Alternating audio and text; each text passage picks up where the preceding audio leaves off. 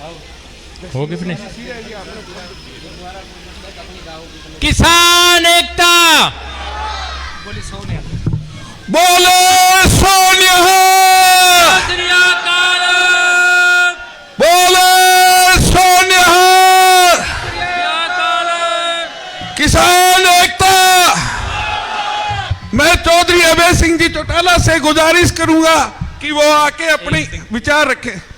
एक सेकंड के लिए भाई साहब बोलने उससे पहले मैं 2 लाइनें जरूर बोलूंगा कि हिंदुस्तान के 4,500 के लगभग विधायक हैं और जिनमें से अगर किसी ने त्याग किया है उस शख्स का नाम चौधरी अभय सिंह जी चौटाला है। और मैं बात रखूंगा 2 पंक्तियों में, कहां छुपा के रख दूं मैं अपने हिस्से की शराफत, जिधर भी देखता हूं उधर बेईमान खड़े हैं। क्या खूब तरक्की कर रहा है अब मेरा देश, देखिए खेतों में बिल्डर, सड़क पे किसान खड़े हैं। इस विपदा में आया है मसीहा बनकर, इस विपदा में आया है मसीहा बनकर, दूसरे देवीलाल के रूप में, जिसका नाम चौधरी अभय सिंह चौटाला है, जो किसानों के साथ खड़े हैं। इन्हीं शब्दों के साथ जोरदार तालियों के साथ आमंत्रित करना चाहता हूं भाई अभय सिंह जी चौटाला को, आए हुए भारी जनसभा को संबोधित करने का काम करें। ताऊ देवीलाल, ताऊ देवीलाल, चौधरी अभय सिंह जी चौटाला, किसान एकता, किसान एकता, भाई अभय सिंह जी चौटाला।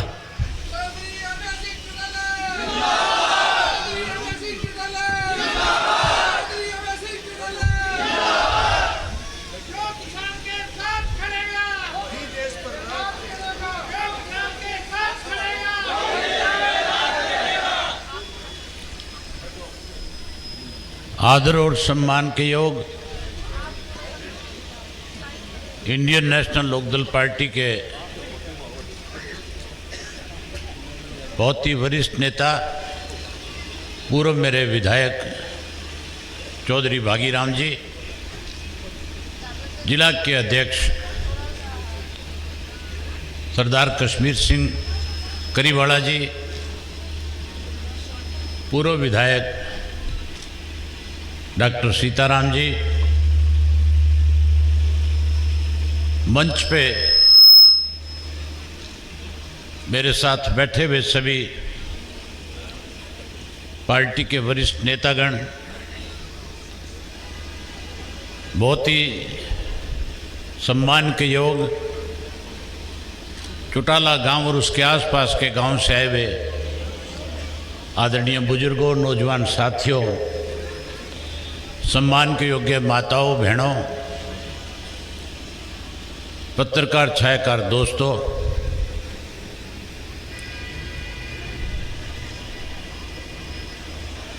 मेरे से पहले जितने भी वक्ता थे, जो बोलने वाले साथी थे, उन सब साथियों ने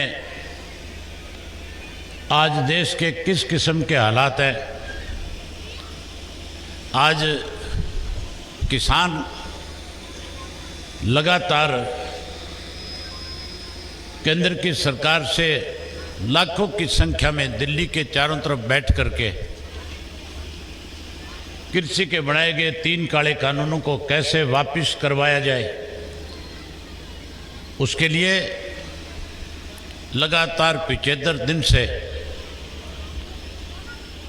दिल्ली के चारों तरफ बैठ करके देश के प्रधानमंत्री से निवेदन कर रहे हैं कि आपने जो कानून बनाए उससे सारे देश का किसान आज परेशान है। आप कानून वापस लो, अपने किए हुए वायदों को पूरा करो। जब इस देश पे पिछला लोकसभा का चुनाव था, देश के प्रधानमंत्री नरेंद्र मोदी लोगों के बीच में जाते थे और कहते थे कि अगर बीजेपी सत्ता में आई तो मैं अपनी पहली कलम से पहली कैबिनेट की बैठक में किसान का कर्जा माफ करने का काम करूंगा। वायदा किया था कि अगर मेरी सरकार बनी तो स्वामीनाथन की रिपोर्ट को लागू करूंगा। वहीं उसके साथ साथ किसान के खेत की फसल का जो लागत मूल्य उससे 50% ज़्यादा दूंगा। लोगों ने विश्वास किया, भरोसा किया, देश की सत्ता सौंप दी। सत्ता में आने के बाद लोगों के सामने नई नई मुसीबत खड़ा करने का काम किया। पिछली बार जब सत्ता में थे तब नोटबंदी करके लोगों को परेशान किया, जीएसटी लगा करके व्यापारी के सामने एक समस्या खड़ी कर दी। अब नए सिरे से जब सत्ता में आए तो ना केवल किसान को धरने पे बैठने पे मजबूर किया, बल्कि कोरोना की आड़ में हर वर्ग के लोगों को दुखी और परेशान कर दिया। हैरानी की बात है, हम तो ये मानते थे कि इस कोरोना की महामारी से छुटकारा दिलवाने के लिए इस देश के अंदर देश के प्रधानमंत्री ने लॉकडाउन लगाए। जब हमारे यहाँ लॉकडाउन लगा था, कोरोना की बीमारी के कोई मुश्किल से 500-700 केस थे।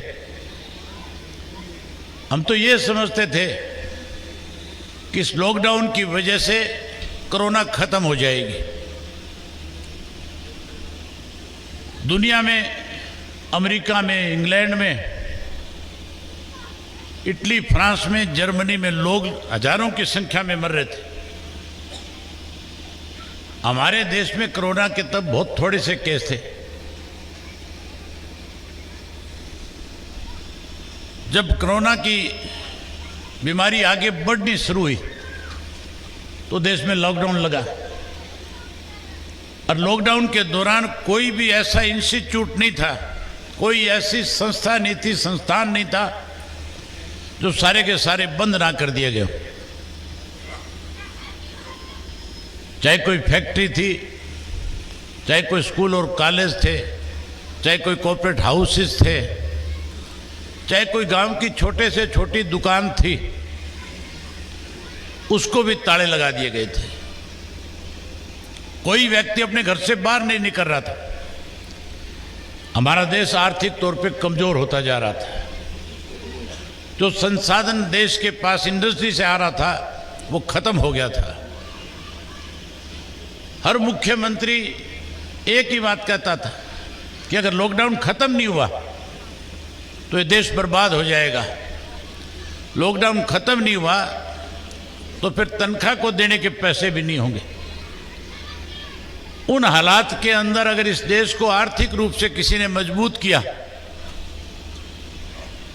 तो केवल और केवल इस देश की 80% आबादी जो गांव में रहती है, जो लोग केवल खेती पे निर्भर करते हैं, जिसे हम किसान कहते हैं, उसने कोरोना की भी परवाह करे बिना अपने खेत के अंदर दिन रात काम करके इस देश को फिर आत्मनिर्भर बनाने का काम किया, इस देश को फिर से मजबूत किया। जब इस देश को किसान मजबूत कर रहा था, हमारा देश का प्रधानमंत्री जैसे लगातार इस देश के अनेक ऐसी कंपनियां जो सरकार की थी, जिन कंपनियों से सरकार को अथाह पैसा मिलता था, अपने चैते लोगों को कैसे धनवान किया जाए, मुरारजी ने, नरेंद्र भाई मोदी जी ने उन कंपनियों को, जो कंपनी मुनाफे का सौदा था, अपने चैते लोगों को बेचने का काम किया। हवाई अड्डे बेच दिए, रेलवे बेच दिया, ऑयल कंपनियां बेच दी, सेज बेच दिया, वेल बेच दिया। और अब जब इस देश को किसान ने बचाया तो कैसे इस किसान की जमीन उस किसान से छीन करके कॉर्पोरेट हाउस को दी जाए, इसके लिए कानून बना दिया। साथियों, ये जो 3 कानून है, मैंने इन तीनों कानूनों को बहुत बारीकी के साथ पढ़ा है। जो पहला इसमें कानून में लिखा गया है, उसमें लिखा हुआ था कि किसान अपनी फसल कहीं भी जाकर के बेच सकता है। जब उसमें यह लिखा हुआ था तो मैंने पिछला जो समय था उस पर नजर दौड़ा के देखी कि किसान को फसल बेचने से कौन रोकता है। मेरे गांव का किसान अपनी फसल चौटाला गांव में बेच सकता है, डबवाड़ी में बेच सकता है, संगरिया में बेच सकता है। मेरे गांव का जिनके पास किन्नू के बाग है, वो अपना किन्नू जो है दिल्ली भी भेजता है, कलकत्ता, बेंगलोर, मद्रास, सब जगह भेजता है। इसमें कौन सी नई चीज है? लेकिन जब मैंने उसका अगला पन्ना पलट करके देखा तब एहसास हुआ कि ये जो कानून बनाया जा रहा है, इस कानून से हमारी मंडियां खत्म की जा रही है। हमारा जो रिश्ता एक आड़ती के साथ है, उस रिश्ते को खत्म करने की बात उसमें लिखी हुई थी। उसमें लिखा था कि आप मंडी में ले जाकर के फसल बेचने की बजाय कॉन्ट्रैक्ट खेती करके सीधा कॉर्पोरेट हाउस के हाथों में देने का काम करोगे।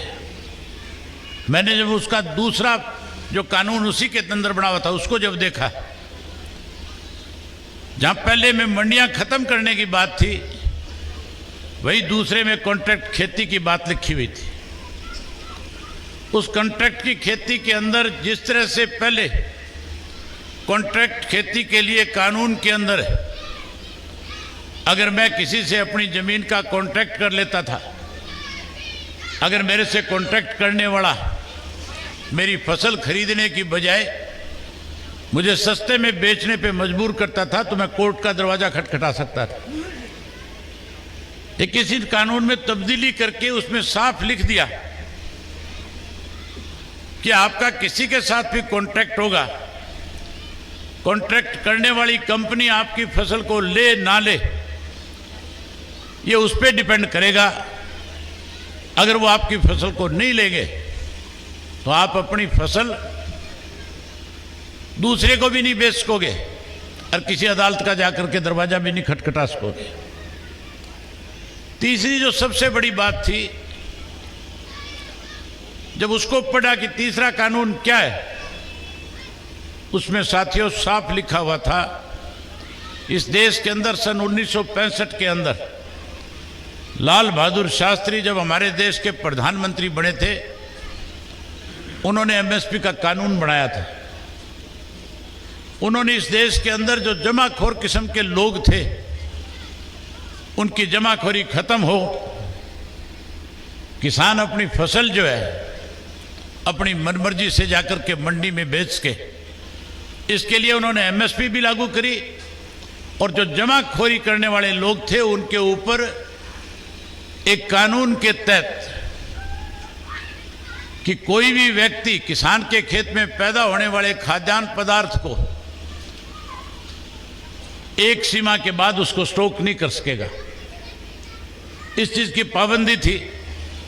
इन्होंने जो तीसरा कानून बनाया उसमें पाबंदी हटा दी और बड़ी बड़ी कंपनियों के लोगों को इस बात की छूट दे दी कि आप जितना मर्जी खाद्यान्न पदार्थ खरीद सकते हो और जितना मर्जी स्टॉक कर सकते। उदाहरण आपके सामने है ताजा।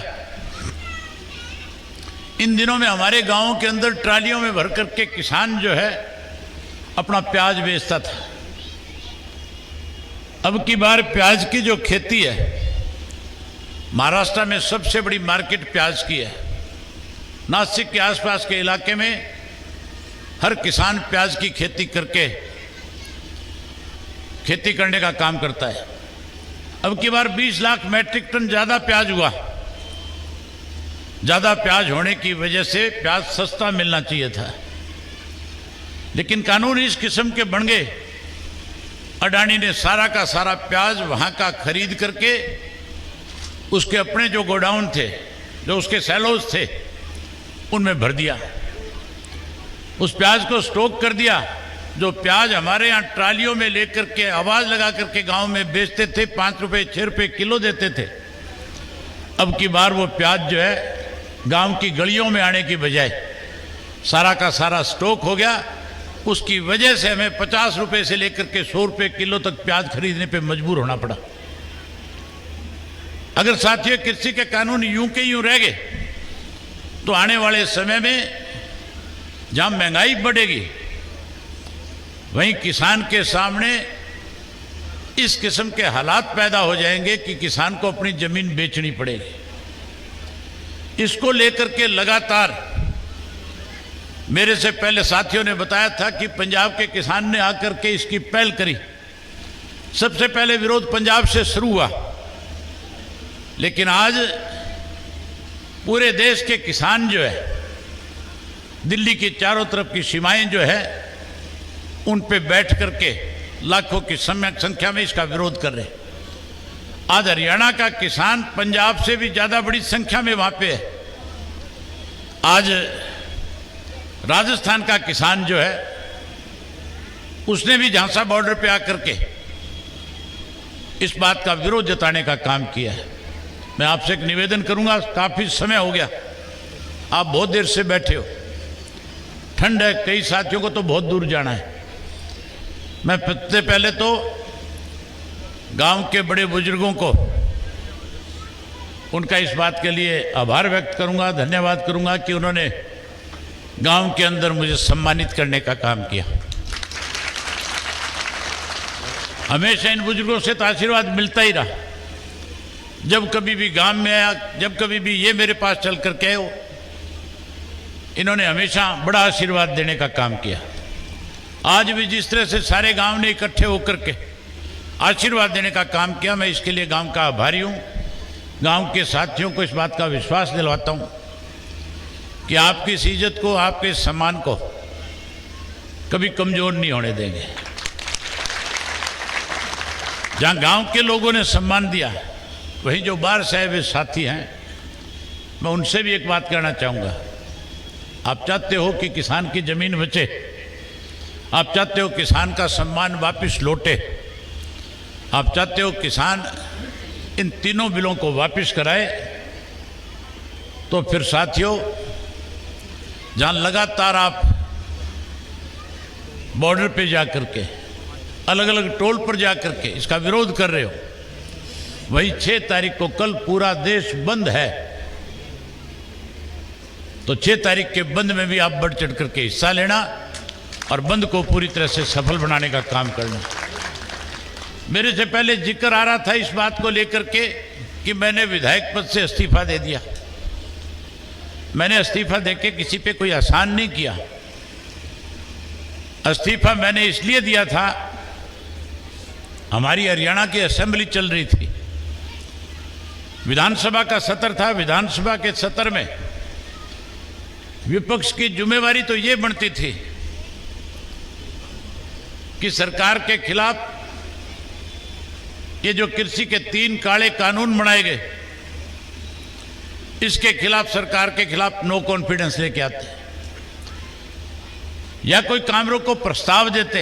ये इसलिए जरूरी था कि जब आंदोलन चल रहा था तो बहुत सारे ऐसे सत्ता में बैठे लोग थे जो बारी बारी ये कह रहे थे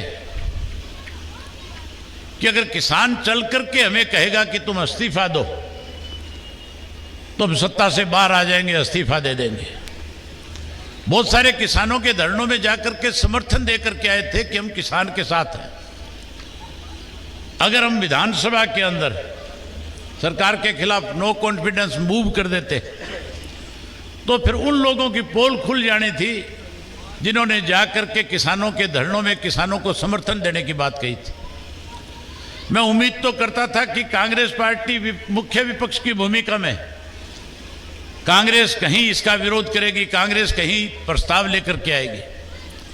कांग्रेस की तरफ से कोई प्रस्ताव नहीं आया। मैंने अपनी तरफ से 3 प्राइवेट बिल दे दिए। प्राइवेट बिल अगर कोई मेंबर असेंबली का, लेजिस्लेटिव का देता है तो स्पीकर की मजबूरी है कि उसके ऊपर चर्चा कराए। मैंने जब स्पीकर से पूछा मेरे बिलों का क्या हुआ, तो स्पीकर मेरी बात का जवाब देने की बजाय कहीं उस बात को कैसे टाला जाए उसके लिए इधर उधर की बातें करने लग गया। आखिर ये कह करके मेरे से पीछा छुड़ाया कि आपने जो बिल मुझे भेजे हैं वो मैंने डिपार्टमेंट को भेज दिए, डिपार्टमेंट इसके ऊपर स्टडी करके मुझे बताएगा और फिर मैं आपको इस पर चर्चा करने का समय दूंगा। 2 दिन का सेशन था, मैंने कहा आपने डिपार्टमेंट को भेज दिया, डिपार्टमेंट अगर आपके पास 6 दिन वापस नहीं भेजेगा तो फिर चर्चा कैसे होगी। कहने लगा अगले सेशन में करा लेंगे। जब मैं इस बात के ऊपर अड़के खड़ा हुआ कि चलो इसको मेरे कॉलिंग अटेंशन में कन्वर्ट कर दो, मैं इस पर चर्चा करनी चाहता हूं, तो सरकार की तरफ से एक प्रस्ताव लाया गया। सरकार की तरफ से इन बिलों के ऊपर मोहर लगाने के लिए मुख्यमंत्री ने प्रस्ताव दे दिया। कांग्रेस के लोग मेरे साथ बैठे थे, हमारी आपस में चर्चा हुई। मैंने उनसे कहा कि सरकार स्वयं फंस गई, खुद प्रस्ताव ले आई, अब हमें इससे अच्छा मौका नहीं मिलेगा। हम किसान के हक की बात विधानसभा में कहेंगे और जो लोग किसानों के साथ खड़े हुए थे आज कहीं ना कहीं उनके चेहरों को उजागर करेंगे। कांग्रेस के लोग कहते तो रहे कि हम हिस्सा लेंगे इसमें, लेकिन जब उस पर चर्चा शुरू होने की बात आई तो हाउस से वॉकआउट करके चले गए। चर्चा करी नहीं, चर्चा करने की बजाय विधानसभा से वॉकआउट कर गए। और जब मैं अकेला विपक्ष का एमएलए बैठा था तो बीजेपी वाले कहीं ये सोच करके खुश हो रहे थे कि आज अभय सिंह को भी सबक सिखाएंगे। मुझे स्पीकर ने बोलने का टाइम दिया, मैंने 40 मिनट तक सरकार को ना केवल कटघरे में खड़ा किया बल्कि किसी एक भी एमएलए की हिम्मत नहीं पड़ी कि मुझे खड़ा होकर के बीच में टोक दे।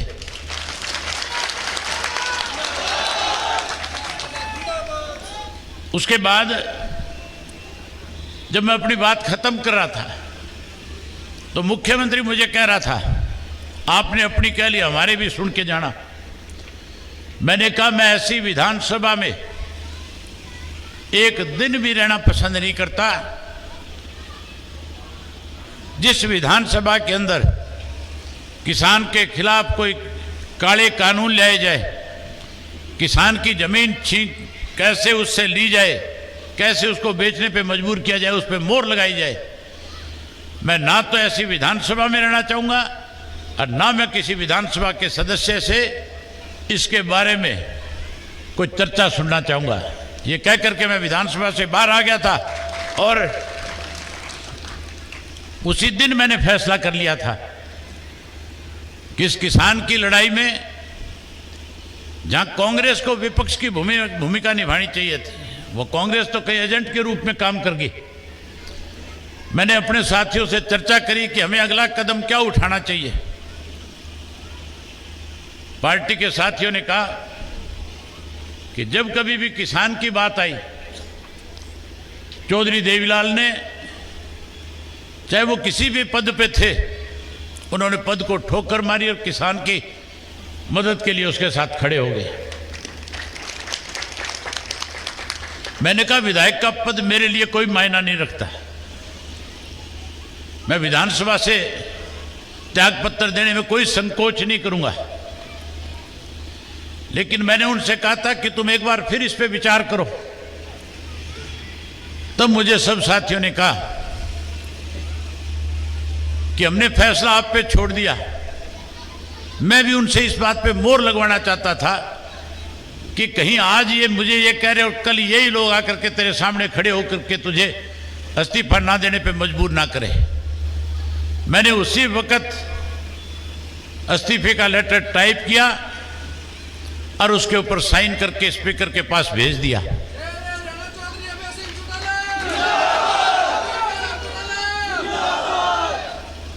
मेरा इस्तीफा जो था, जब मैंने इस्तीफे की बात उसमें लिखी कि 26 तारीख तक इंतजार करूंगा, 27 को मेरा इस्तीफा मंजूर माना जाए, मेरे पास साथियों कांग्रेस वालों के फोन आए, मेरे पास बीजेपी के नेताओं के फोन आए, मेरे पास जेजेपी में जो लोग हैं उनके भी फोन आए। मुझे कहने लगे 4 साल पड़े हैं, तू इस्तीफा क्यों दे रहा है? मैंने उनसे कहा कि मेरी पार्टी का फैसला है। मुझे साथियों दूसरे लोगों से टेलीफोन करवाया गया, किसी डॉक्टर से करवाया, किसी इंजीनियर से, किसी प्रोफेसर से, जो मुझे समझा रहे थे कि 4 साल बाकी पड़े हैं, आप विधानसभा में किसान की लड़ाई लड़ो। मैंने उनसे पूछा कि आप हो कौन? तो कहने लगे कि हम चौधरी देवीलाल के साथी हैं, हमने चौटाला साहब के साथ काम किया है। मैंने कहा अगर आप हमारे इतने बड़े शुभचिंतक थे तो जब पार्टी टूट रही थी तब आपने मुझे फोन नहीं किया। अगर आप हमारे इतने शुभचिंतक थे तो फिर कभी आकर के आपने संगठन के बारे में बातचीत क्यों नहीं करी? जब मैंने उनके नंबर निकलवाए और जब उनके बारे में जानकारी हासिल करी तो हैरानी हुई, सबसे ज्यादा डरे हुए थे बीजेपी वाले।